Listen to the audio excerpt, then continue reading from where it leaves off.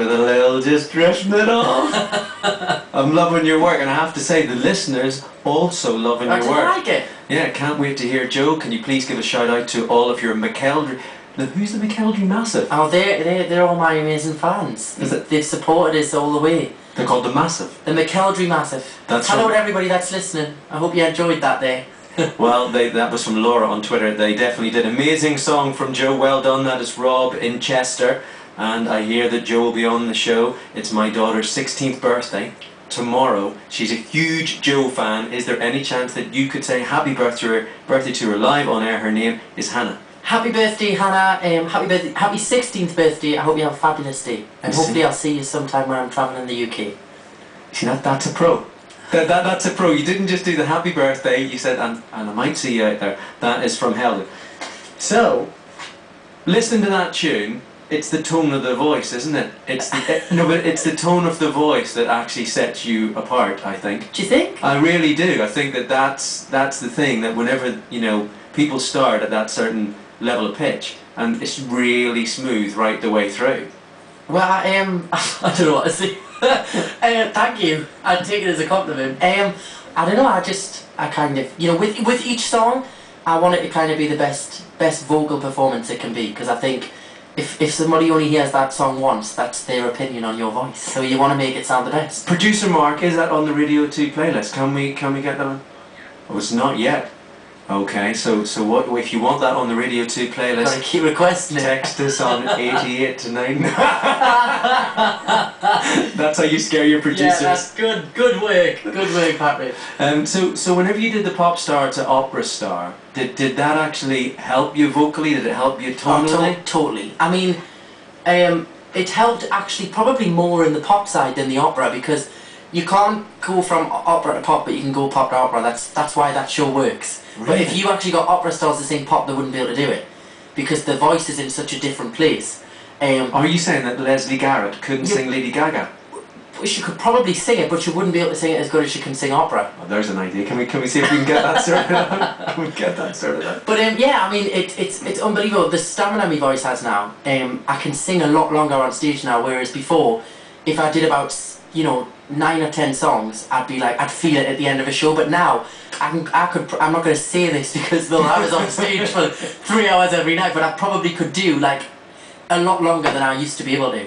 Really? Yeah, because the way you kind of you're using your breathing properly, your voice is in the same place, and a lot of pop singers, to get that pop sound, you actually have to strain your voice, because it gets that like sharp, punchy sound, whereas the operatic voice is trained to be on stage for like three and a half hours. You see, what I'm looking at here, I'm looking at a man who I think could be the Will Young. I think this is what you're doing now. I think that you've thrown off the shackles off the show and you've got your own voice, you're writing your own stuff, and I think that that's the direction that you could be going in.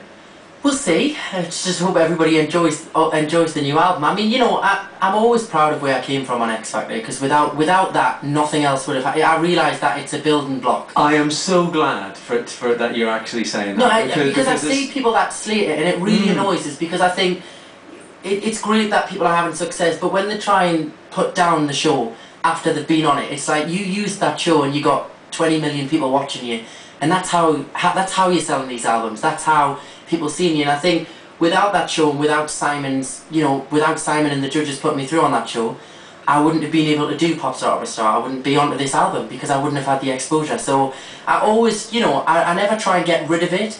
I just try and progress from it and build up from it. You know, build the building blocks. And the year that you were on, it was actually, you know, it was a great year. You had Ollie Murs, you had Jedward, Stacey Solomon as well. It was I think it was the biggest year they ever had in ratings.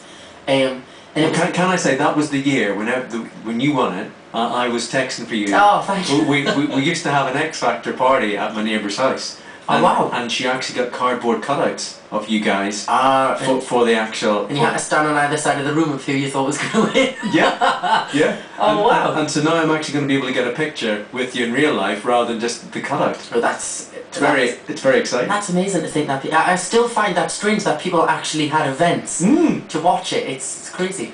And tell me, is the quiff going to end here, or are you actually going to go for the? Are you going for the Jedward look if you come back and I interview you next year? You going to have slightly higher. I have a really good friend of mine, one of my best friends, does me hair. She does me hair, and we'll have a level that it has to get to when it has to get cut. Otherwise, it does start to look like Jedward too much, and that's not always a good thing. Okay, so or really? Well, yeah, it's not in a horrible way. I'm striving for the. It's just they have their look, and I don't want to steal it. So whenever you did the riverboat pageant as well. Yeah, the Jubilee. How did the hair hold up to that? Oh my god, it was it was an absolute. I got all dressed up, everything. I was really excited. I performed inside on the boat, luckily, and then we went outside, and I've never been so wet. I felt like I was on the Titanic. The wave, like, I don't know how, but there was actually waves on the river, and it was like whacking over the front of the boat. But it was I want a chance in a lifetime, you know, to see that. I mean, I'll never see that again in my life. So it was really good to be there. It was incredible. I'm loving this chat because you're so. You know, there are people that come through these shows and they feel a little bit jaded, or they feel that the show that made them wasn't really something belonging to them, and you've actually taken it, you've won the show, you've moved on, you've got your own sound, you're writing your own stuff, and honestly I really wish you all the best. Oh, I really do. Tell us when we're going to see you live. We're having 2 album launch shows. We've got one in Newcastle on the 18th of September and one in London on the 20th of September at the St James's Church in Piccadilly. So we've picked quite unique venues, and you can get tickets on my website, which is joemckelderofficials.com. You see, we've done it all now. We've got it in. We've got it in. People behind the glass are really happy that he's got the website and he's launched the track. He's done the whole thing. Look, I wish you all the best with it. Thank you, and thank you for having us. It's a pleasure to be here. Absolute joy.